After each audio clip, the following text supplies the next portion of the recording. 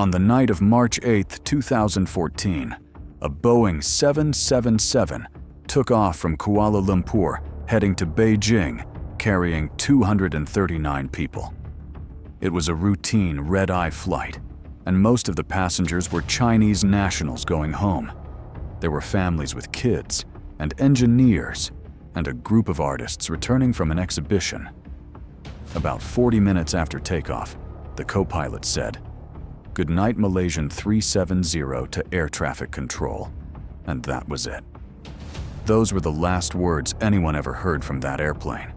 Within the next hour, the plane vanished from radar and disappeared somewhere over the dark ocean between Malaysia and Vietnam. No mayday call, and no distress signal, and no warning of any kind.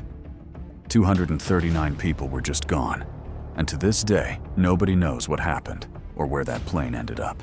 When air traffic control in Malaysia noticed the plane was gone from their screens, they figured it had just crossed into Vietnamese airspace and someone else was handling it.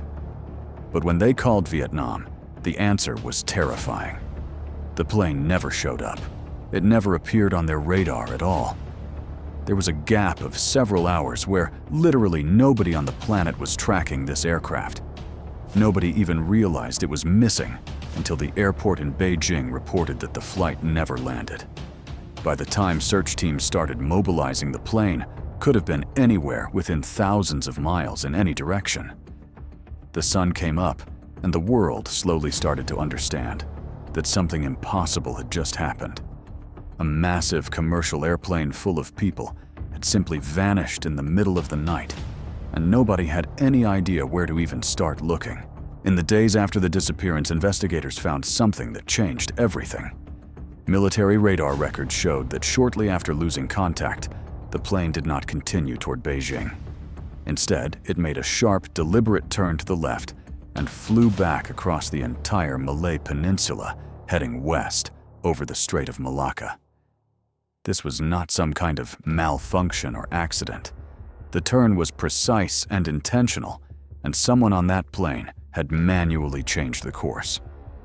What made it even more disturbing was that the transponder had been switched off. The system that communicates with the airline on the ground, called ACARS, had also stopped transmitting. Whoever did this knew exactly which systems to disable, and they knew the order to do it in. The plane flew silently across the night sky, completely invisible to civilian radar for hours, while 239 people sat in the cabin with absolutely no idea their flight had changed direction. With all the communication systems turned off, investigators thought they had completely lost the plane. But then they found something nobody expected. A satellite owned by a British company called Inmarsat had been exchanging automatic electronic handshakes with the aircraft for nearly 7 hours after it vanished. These were not voice calls or data transmissions or anything like that. They were just simple pings between the plane and the satellite, like a digital heartbeat, confirming the aircraft was still powered on and still flying. Engineers analyzed the timing and frequency of each ping and were able to calculate a series of arcs showing where the plane could have been at different moments. The final ping came at 8:19 in the morning, roughly 7.5 hours after takeoff. Based on how much fuel a Boeing 777 carries, the plane would have run out right around that time. The final arc pointed to a massive stretch of the southern Indian Ocean, which is one of the most remote and deepest places on Earth. What came next was the largest and most expensive search in aviation history. Ships and planes from more than 20 countries went out looking for any sign of wreckage. At first, they searched the South China Sea, where the plane was last seen on civilian radar, but that was abandoned quickly once the military data and satellite pings pointed thousands of miles away toward the Indian Ocean. Australia took the lead and sent deep-sea drones and sonar equipment capable of scanning the ocean floor at depths of 6,000 meters. For more than 2 years, these crews swept a massive area of seabed, covering over 120,000 square kilometers. They mapped parts of the ocean that had never been seen before. They found underwater volcanoes and old shipwrecks that nobody knew existed. But they didn't find the plane. Not a single piece of it on the ocean floor. Then in July 2015, over a year after the disappearance, something turned up on a beach on Reunion Island, which is a tiny French territory in the western Indian Ocean, thousands of miles from the search area. It was a piece of an airplane wing called a flaperon, and it was covered in barnacles from floating in the ocean for months. They checked the serial numbers and confirmed it belonged to a Boeing 777, and it matched Malaysia Airlines Flight 370. It was the first real physical proof that the plane had actually crashed into the sea. Over the next few years, more pieces started washing up on coastlines all around the Indian Ocean in Mozambique and Madagascar and Tanzania and South Africa. Wing fragments and interior panels and a piece of the cabin floor. Each one confirmed what everyone feared, but the main wreckage and the fuselage and the black boxes and the flight data recorder have never been found. As the search continued, investigators started looking more closely at the people on board, and one name kept coming up over and over. Captain Zahari Ahmad Shah, the 53-year-old pilot, who had more than 18,000 hours of flying experience. Police searched his house and found a flight simulator he had built himself in his home. When they looked at the data on it, they discovered something disturbing.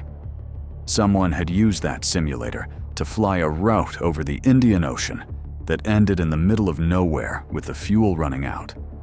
The route looked almost exactly like the path investigators believed Flight 370 had actually taken. Zahari was also going through a difficult time in his personal life.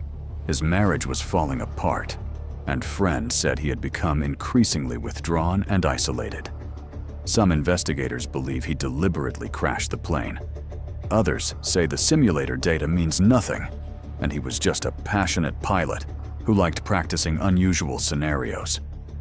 The Malaysian government officially said there is no evidence of wrongdoing by any crew member.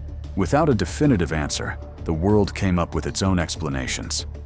Some believe the pilot intentionally flew the plane into the ocean as an act of mass murder-suicide, and they point to the simulator data and the fact that someone deliberately turned off all the communication systems. Others believe there was some kind of mechanical failure, like a fire in the electronics bay, that knocked out the crew and left the plane flying on autopilot until it ran out of fuel. They call this the ghost flight theory, and it would explain why the plane kept flying in a relatively straight line for hours with no human input. There are also more extreme theories about hijacking by unknown passengers or even interference by a foreign government, but there is no evidence for any of that. Some families of the passengers have never accepted that the plane crashed at all, and they still believe their loved ones might be alive somewhere. The hard truth is that without the black boxes and the main wreckage, we simply cannot know for certain what happened inside that cockpit. The official search was called off in January 2017 after spending more than $150 million and finding nothing. For the families, it was absolutely devastating because 239 people were still missing and the world was essentially giving up on them.